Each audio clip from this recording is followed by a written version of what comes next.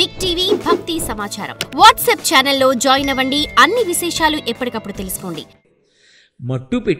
మట్టు పెట్టడం అంత తేలికగా ఏమైపోలేదు. ఎందుకంటే ఇద్దరి మధ్య ప్రచండమైన యుద్ధం జరిగింది.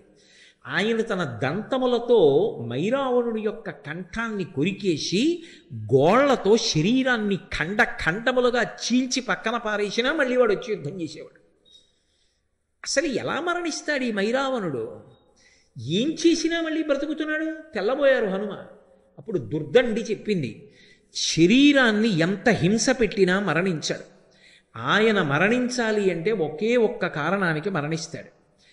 అదిగో మీరు యుద్ధం చేస్తున్న చోట మధ్యలో ఒక రాయి ఉంది. ఆ రాతిని హనుమ మీరు మీ కాలుతో తన్నండి. ఆ కింద చిన్న బిల ఉంది. ఆ బిలంలోంచి 5 తుమ్మెదలు పైకొస్తాయి. ఇతని పంచప్రాణాలు తుమ్మెదల్లో ఉన్నాయి. అవి ఎగురుతున్నంతకాలం ఇతను మరణించడు. ఆ 5 తుమ్మెదల్ని మీ పాదంతో నొక్కేయండి. నొక్కేస్తే ఇతని పంచప్రాణములు పోయి శరీరాన్ని విడిచిపెట్టేస్తాడు. వెంటనే ఏడ్చాడు మైరావణుడు. చెల్లెలా, నా తోడబుట్టిన దానివి, నా ప్రాణాలు ఎక్కడున్నాయో చెప్పేస్తావా హనుమకని. ఇవి నువ్వు ధర్మం తప్పలా?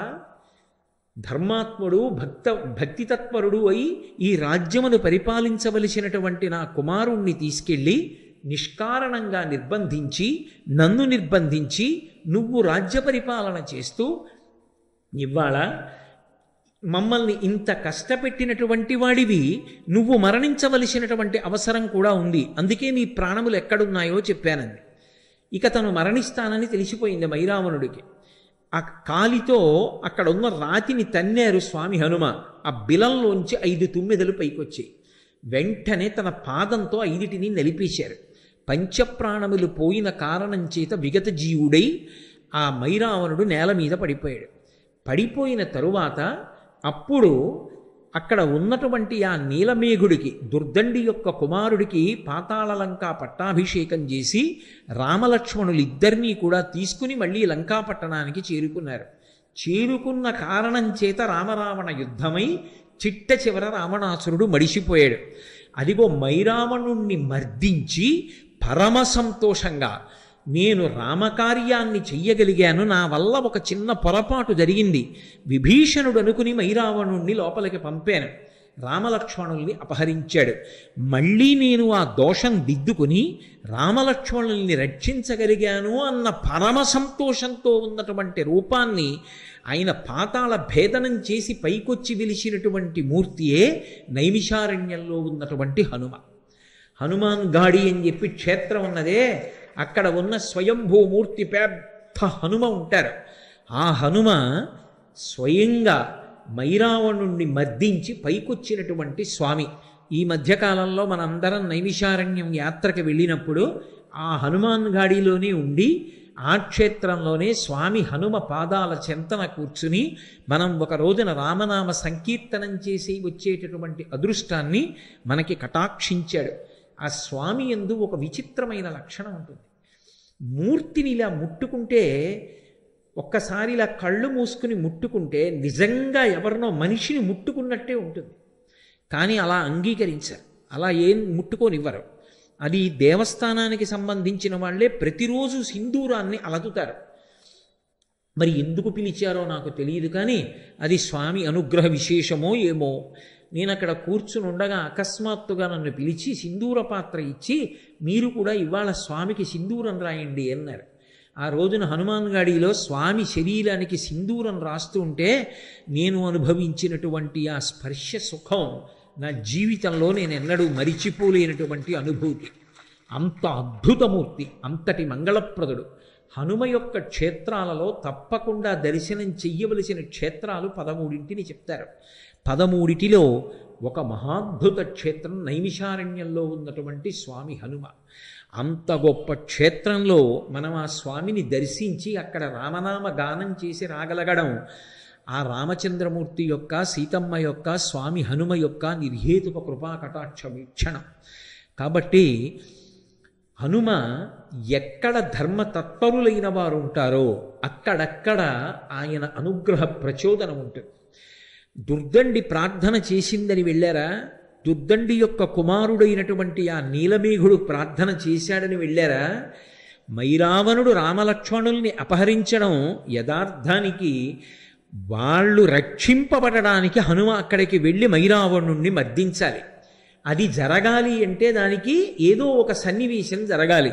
అందుకు రామలక్ష్మణుల్ని అపహరించగలిగాడు తప్ప వేరొకలా సాధ్యమా? ఎక్కడ ధర్మం ఉంటుందో అక్కడ స్వామి హనుమ ఉంటారు. మీరు రామాయణంలో ఒక పెద్ద చమత్కారాన్ని చూసుంటారు. వీటిని ప్రార్థనా శ్లోకాలుగా చెప్తారు హనుమ విషయంలో. గోష్పదీకృతమారాసిం మశకీకృత రాక్షసం రామాయణ మహామాలారత్నం వందే అనిలాత్మజం. రామాయణ మహామాలారత్నం. మాల అంటాం. మాల అంటే ఇదిగో ఇప్పుడు ఏదో నాకు మెడలో ఈ పుష్పమాల వేశారు. ఈ పుష్పమాల శోభస్కరంగా ఉంది. ఎందుకని అంటే ఇటువైపు నుంచి దండ, ఇటువైపు నుంచి దండ కట్టి మధ్యలో దీనికి ఈ పూల యొక్క మాలని మధ్యలో ఒక గుచ్ఛాన్ని అమర్చారు. ఇది రెండు వైపుల నుంచి వచ్చినటువంటి మాల కలుసుకున్న చోట శోభస్కరంగా సౌందర్యవంతంగా చేస్తుంది. అలా రామాయణము అనబడేటటువంటి మాల ఎక్కడ కలుసుకుందో అక్కడ హనుమ దాన్ని శోభస్కరం చేసేటటువంటి రత్నం. అది లేకపోతే ఆ మాలకు అందమే లేదు. మీరు ఎప్పుడైనా రామాయణం విషయంలో ఒక విశేషాన్ని గమనించండి.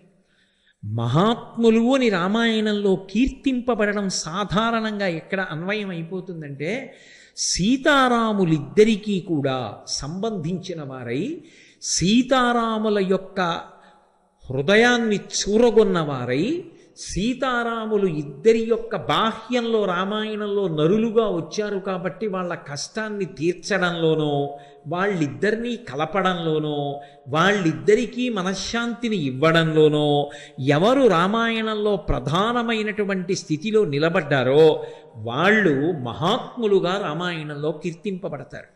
మీరు గమనించండి. మొట్టమొదటి వ్యక్తి విశ్వామిత్రుడు. విశ్వామిత్రుడు శ్రీరామాయణంలో బాలకాండ ఒక్క దాంట్లోనే కనపడతారు. ఒక్క బాలకాండలోనే కనపడినప్పటికీ విశ్వామిత్రుడు అసలు సీతారాములు ఇద్దరినీ కలిపాడు.